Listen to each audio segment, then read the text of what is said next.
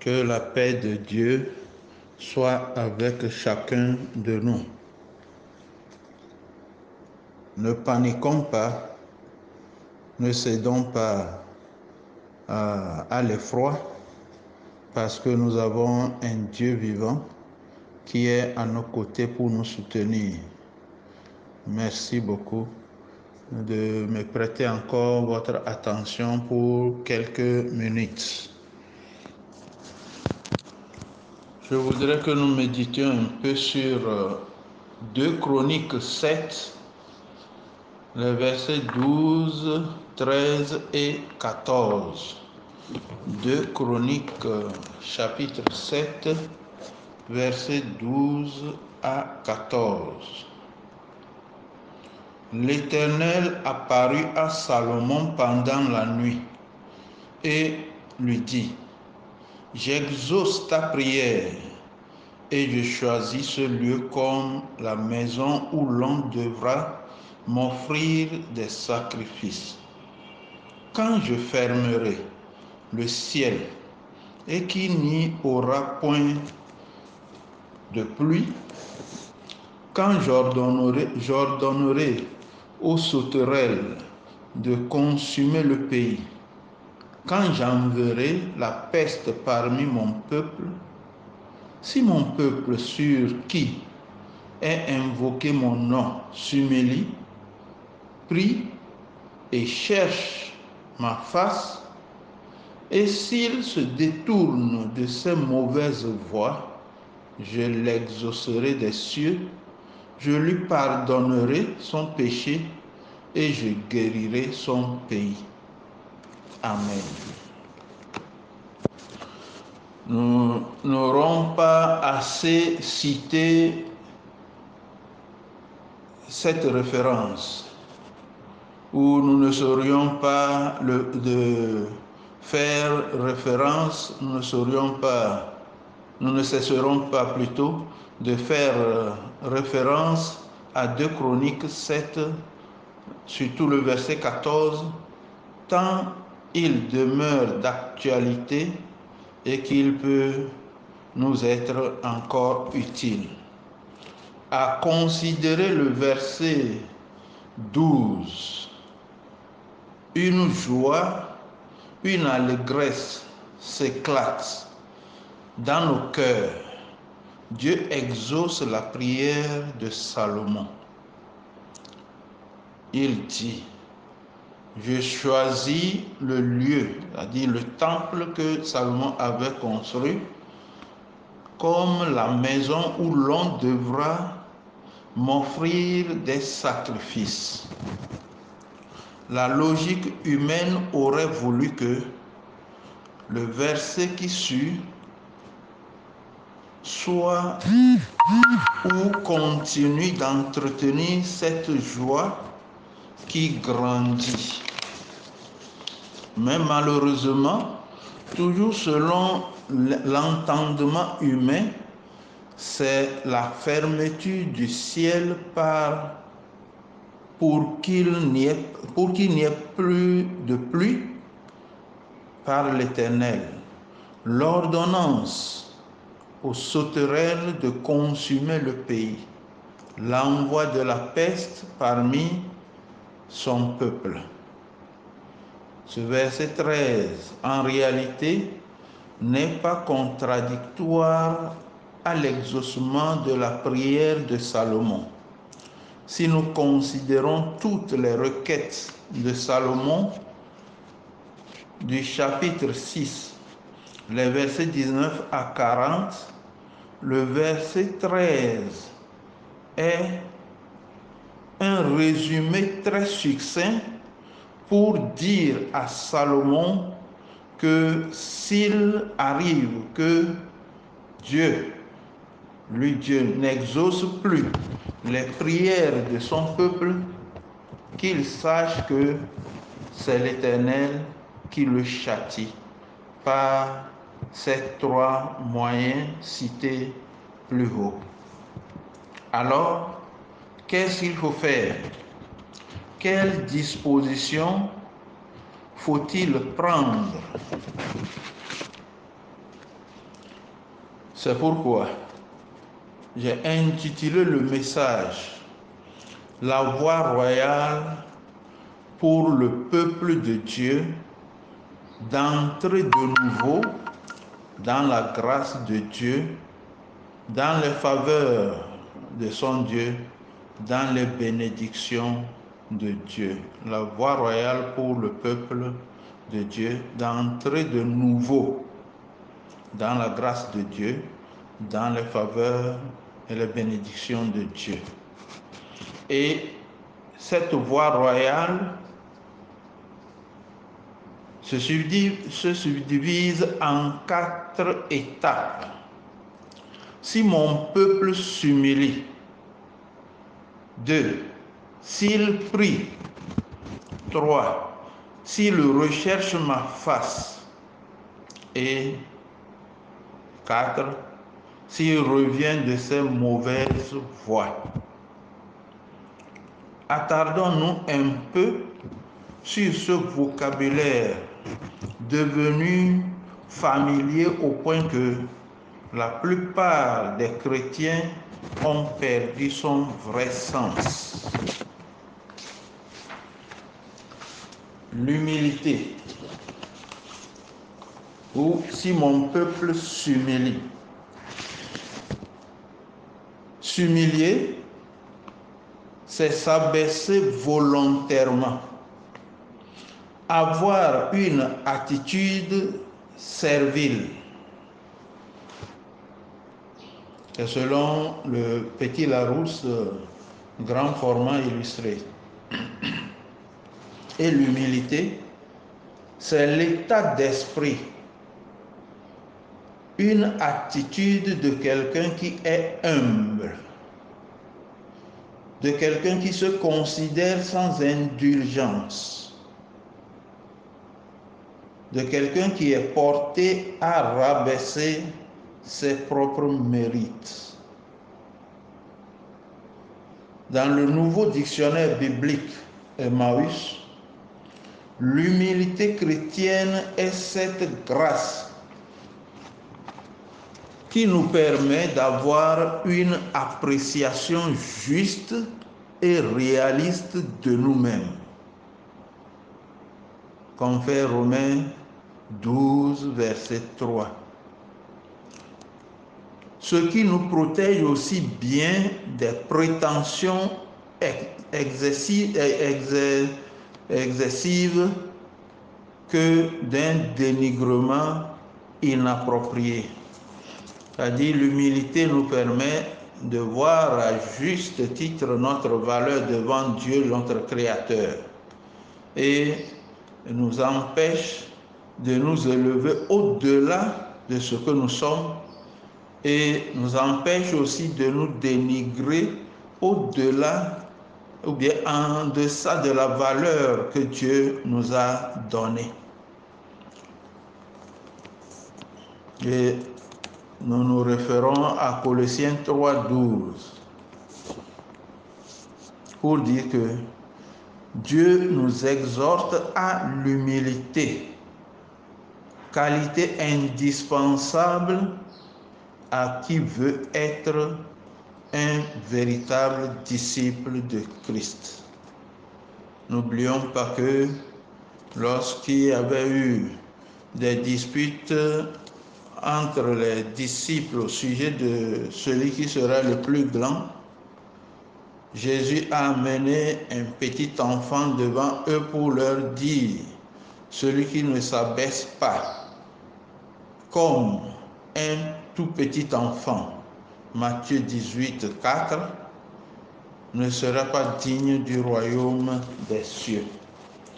Dans l'Ancien Testament, s'humilier devant Dieu consistait à porter le sac, manière particulière de jeûner en portant le sac et en se jetant la cendre ou le sable ou la poussière sur sa tête. Lorsque cela est devenu un rite seulement à observer et qui n'impliquait plus l'épanchement de l'âme, l'Éternel n'a pas hésité à dénoncer cette manière de se faire voir qui n'a rien à voir avec la vraie humilité. Je cite, « Est-ce là le jeûne auquel je prends plaisir, un jour où l'homme humilie son âme ?» Rappelant en passant que l'âme, c'est le siège de l'intellect, des sentiments ou émotions et aussi de la volonté. Donc, s'humilier, jeûner, c'est humilier son âme devant son Créateur. Le passage continue. Courber la tête comme un jonc et se coucher sur le sac et la cendre, est-ce là ce que tu appelleras un jeûne, un jour agréable à l'Éternel? Ésaïe 58, verset 5, fin de citation. Remarquons que l'humilité est très importante parce qu'elle est un attribut de Dieu. Il y a une vraie humilité et il y a aussi une fausse humilité. Celui qui ne s'humilie pas devant Dieu tombe sous le jugement de Dieu. Le monde est devenu si fier de ses inventions au point d'oublier son Créateur. Les hommes de Dieu que nous sommes trop fiers de nos percées, nous avons fini par oublier le retour de notre Seigneur Jésus-Christ. N'avons-nous pas besoin de nous repentir, de nous humilier devant notre Dieu dans la prière sincère? Prier, c'est communier avec Dieu. La prière est donc l'effusion du cœur devant le Créateur. L'apôtre Paul nous invite à faire toutes sortes de prières telles que nous le trouvons dans 1 Timothée chapitre 2, du verset 1er au verset 4e. J'exhorte donc, avant toute chose, à faire des prières, des supplications, des requêtes, des actions de grâce pour tous les hommes, pour les rois et pour tous ceux qui sont élevés en dignité, afin que nous menions une vie paisible et tranquille en toute piété et honnêteté. Cela est bon et agréable devant Dieu notre Sauveur, qui veut que tous les hommes soient sauvés et parviennent à la connaissance de la vérité. Amen. 1 Timothée 2, 1 à 4.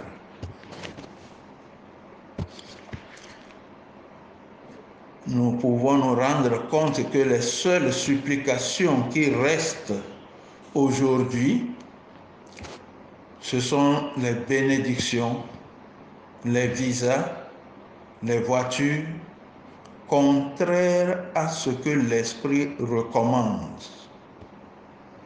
Rechercher la face de Dieu, c'est désirer entrer dans la présence de Dieu. Cela signifie qu'entre-temps, à cause du péché, Dieu ne se laisse plus trouver. La face glorieuse et rayonnante de Dieu ne luit plus sur son peuple.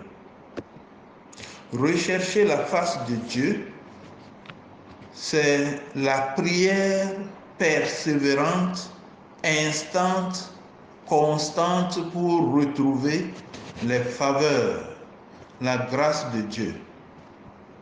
Cette expression dénote de la sincérité, de la persévérance et de la consécration et de la concentration.